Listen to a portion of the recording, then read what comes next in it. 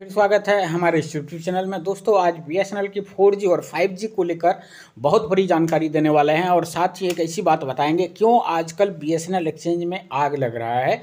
आग लगने की घटनाएं क्यों तेज हो रही है, क्या इसके पीछे कोई भ्रष्टाचार की बहुत बड़ी बात है या भ्रष्टाचार को छुपाई जा रही है इस अग्निकांड के द्वारा, तो इनके भी बारे में बताएंगे। तो पहले चलिए दोस्तों 4G और 5G के बारे में बात कर लेते हैं कि जो आखिर अगस्त तक क्या यह शुरू होने वाला है, क्या पूरा इंडिया में यह बीएसएनएल मोदी जी का कमिटमेंट है कि बीएसएनएल 4G शुरू होने वाला है। और हम बताएंगे इसका फिक्स डेट। इस बार यह डेट बदलने वाला नहीं है।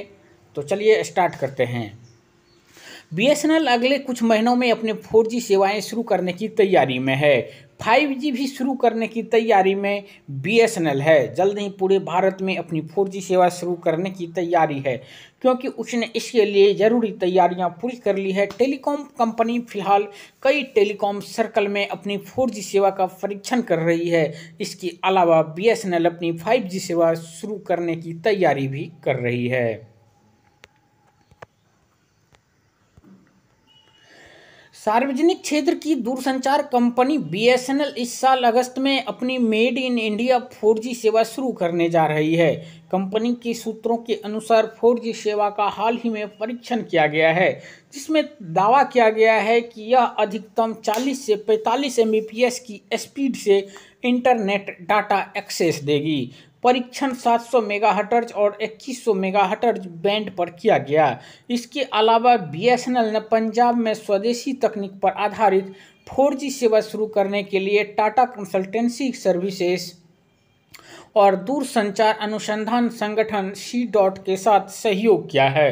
बीएसएनएल के पायलट प्रोजेक्ट ने पहले ही अपने 4G नेटवर्क में 8 लाख नए यूजर जोड़ लिए हैं। बीएसएनएल के एक वरिष्ठ अधिकारी ने कहा, सी डॉट द्वारा निर्मित 4G कोर पंजाब में बीएसएनएल नेटवर्क में बहुत अच्छा प्रदर्शन कर रहा है। इससे पिछले जुलाई में स्थापित किया गया था और इतनी जटिल तकनीकी की सफलता साबित करने में 12 महीने लगते हैं। हालांकि सी डॉट के कोड को 10 महीने में ही स्थिर कर लिया गया है।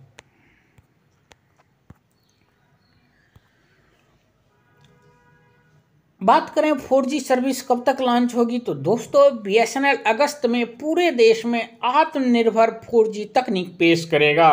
बीएसएनएल ने टीसीएस, तेजस नेटवर्क्स और साड़ी और सरकारी स्वामित्व वाली आईटीआई से करीब 19,000 करोड़ रुपए के 4G नेटवर्क लगाने का ऑर्डर दिया है। तो दोस्तों अगस्त में पूरी तरह से बीएसएनएल 4G चालू हो जाएगा, क्योंकि करीब 19,000 करोड़ रुपए का ऑर्डर दिया गया है। नेटवर्क को बाद में 5G में भी बदला जा सकता है। तेजस नेटवर्क के कार्यकारी निदेशक और मुख्य परिचालन अधिकारी अर्नब राय ने कहा कि बीएसएनएल का मोबाइल नेटवर्क विभिन्न क्षेत्रों में लगाया जा रहा है। जहां भी बीएसएनएल नेटवर्क पर सी डॉट कोर उपलब्ध नहीं है, वहां उपकरणों को मौजूदा कोर में एकीकृत किया जा रहा है। बीएसएनएल पूरे भारत में 4G और 5G सेवाओं के लिए 1.12 लाख टावर लगाने की प्रक्रिया में है। कंपनी पहले ही देश भर में 4G सेवा के लिए 9,000 से अधिक टावर लगा चुकी है, जिसमें पंजाब, हिमाचल प्रदेश, पश्चिम उत्तर प्रदेश और हरियाणा सर्कल में 6,000 से अधिक टावर हैं। जिन ग्राहकों के पास पुराना सिम है, उन्हें 4G सेवा का अनुभव करने के लिए नया सिम लेना होगा। वहीं पे दोस्तों हम दूसरी सबसे बड़ी खबर की बात करें तो ये है पटना बीएसएनएल एक्सचेंज ऑफिस में लगी आग। जी हाँ दोस्तों, फिर से पटना बीएसएनएल एक्सचेंज ऑफिस में आग लग गई है। 1 घंटे बाद 7 फायर ब्रिगेड की मदद से काबू पाया गया है। छुट्टी के वक्त हुआ था हादसा। तो आखिर इस टाइप के क्यों हो रहा है, ये बहुत ही सोचने वाली बात है। Patna main BSNL telephone exchange office में गुरुवार को अचानक आग लग गई। जिस वक्त आग लगी, कर्मचारी ऑफिस के अंदर ही मौजूद थे। आग की सूचना मिलते ही सभी आनन फानन में बिल्डिंग से बाहर निकले। 1 घंटे की कड़ी मशक्कत के बाद 7 फायर ब्रिगेड की मदद से आग पर काबू पा लिया गया। बुधवार को पटना संग्रहालय में आग लगने के बाद गुरुवार को कोतवाली थाना के जीओपी के पास स्थित बीएसएनएल मुख्य टेलीफोन एक्सचेंज के कार्यालय में भीषण आग लग गई। जिस समय आग लगी उस समय कार्यालय के अंदर सभी कर्मचारी मौजूद थे। सभी कर्मचारी तुरंत ही बिल्डिंग से बाहर और भाग गए। घटना के बाद मौके पर अफरा तफरी मच गई। सूचना मिलने के बाद फायर ब्रिगेड की 10 गाड़ियां मौके पर पहुंची, जिसमें 7 बड़ी और 3 छोटी गाड़ियां हैं।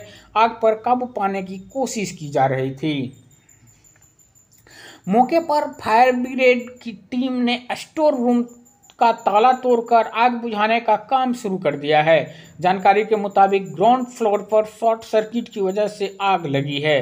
बीएसएनएल, पुलिस और प्रशासन के वरिष्ठ अधिकारी भी मौके पर मौजूद है। आग लगने की वजह से मौके पर अफरा तफरी का माहौल है। जिला अग्निशमन पदाधिकारी समेत दमकल की कई गाड़ियां मौके पर मौजूद है। लगातार आग पर नियंत्रण करने की कोशिश की जा रही है।